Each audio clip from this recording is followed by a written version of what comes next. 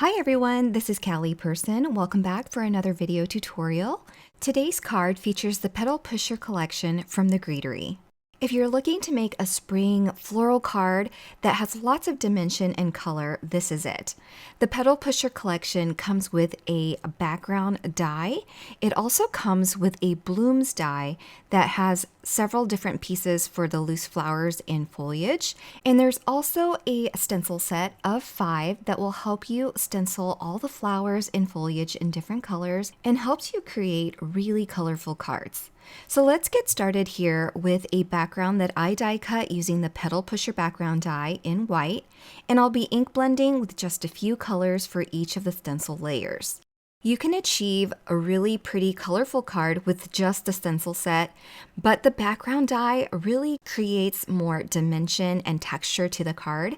And so die cutting it first and ink blending over it is going to allow you to pop up these petals and foliage, and you'll see what that looks like in the end. The background layer also has lots of details. As you can see, there's lots of little speckles of openings in the back. So you can also layer this panel over a colorful panel, even a glitter panel, to really make your card shine. So I've ink blended my first layer and they're super easy to line up. As you can see, the second layer is for the more daisy looking like flower, which I am ink blending in purple right now. I'm not doing anything too exciting. I am just adding some really dark concentrated color towards the center of the flowers and going in a circular motion in a clockwise and counterclockwise direction for each of these flowers and adding more intense color towards the center. At this point, I realized that I should have been ink blending all the loose flowers at the same time while I had those inks out. So I put those loose flowers on my sticky mat and I'm ink blending those the exact same ways I did for the stencils. These loose flowers are going to give you the ability to add more dimension and texture to the card panel that is die cut, and you can just layer them over the top to give them some extra 3D feel. And you can also layer this over just the stenciled panel and not have to use the background at all. I'm just using all 3 products here as a collection so you can see what they look like when all paired together. All right, so I've finished stenciling the pink flowers as well. Now I'm going in with my third stencil layer and doing these tiny little blooms in a more coralish pink color. These blooms are a little bit smaller in the background, so they're going to add a lot more color. So you can ink blend these in multiple colors if you'd like. I decided to do them all in this watermelon color to keep it simple and a little bit more coordinated with the other pink and purple that I've already used. Okay, so when I'm done with the background here, I'll also ink blend this little bloom that I have off to the side. Then I'll switch my ink pad out for the yellow color because there are a few little centers on this layer set that I need to stencil on. Then I'll ink blend all the loose pieces from the Petal Pusher blooms die that I die cut as well.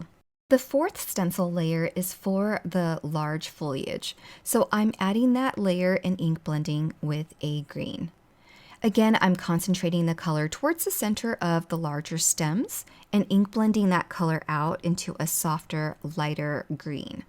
For this layer, I focused first on these larger leafy stems, then I went back and did the smaller leaves and foliage all around this stencil.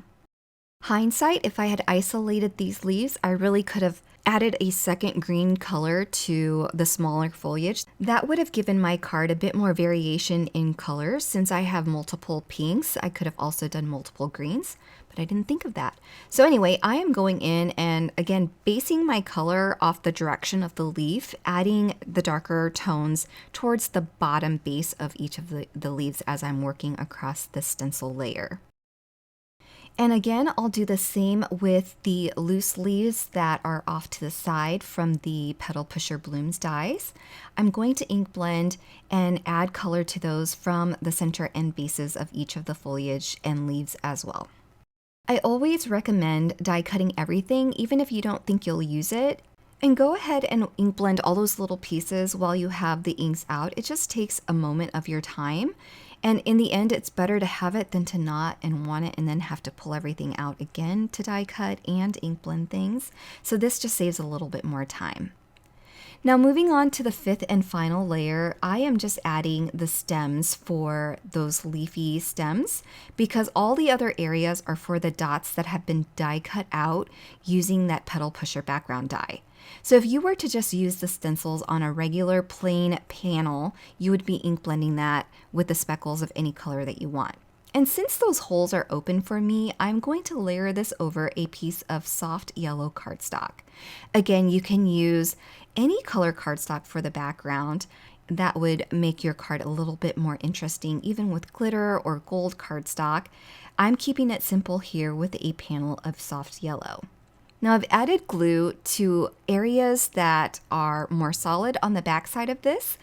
That way I have the ability to pull all these petals up and give them a bit more texture and 3D look to them.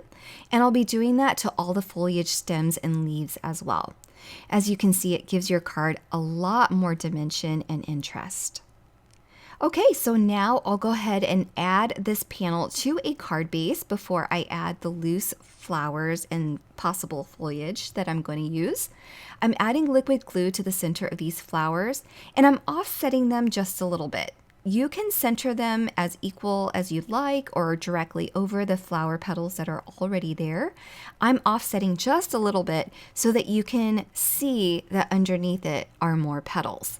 And then also it doesn't look like a solid flower if it was equally spaced between all the petals. I hope that makes sense. So I'll finish doing that with these daisy-like flowers as well. And do the same with this small pink flower here. And I felt like this one was a little bit unnecessary. It doesn't really need to go anywhere. I just felt like I had to use it. Now I'm going to go ahead and add all the little flower centers to these blooms. And if you wanted to give these flower centers a bit more extra shine, you can also add glitter to them. That would make it really interesting. Now before I attach the foliage, I wanted to make sure I had the ability to add my sentiment first. So I'm going to stamp my sentiment using a scripty sentiment from the All Occasion script stamp set. I'm going to use the Just For You sentiment and stamp it with the darker pink that I used earlier for the main pink blooms. Then I'll use the coordinating die and die cut that sentiment out. Attach some foam adhesive on the back of this and attach this to the lower bottom 1/3 of my card, just where the flowers meet here between that daisy and this little pink flower. Adhere it in place and then check to see if there's any room for the foliage loose pieces that I've die cut and ink blended. In the end, I decided there was no need for them and I didn't really want to tuck them and overlap them over any other images that are on the card. And that finishes my card using the Petal Pusher collection. I hope you enjoyed this project. You can always add splatter or glitter to your project to give it a bit more interest, but I hope you enjoyed what I've shared today. If you're interested in any of the products that I used today, be sure to check out the links below as well as on the coordinating blog post. Thanks so much for watching and have a great day. Bye everyone.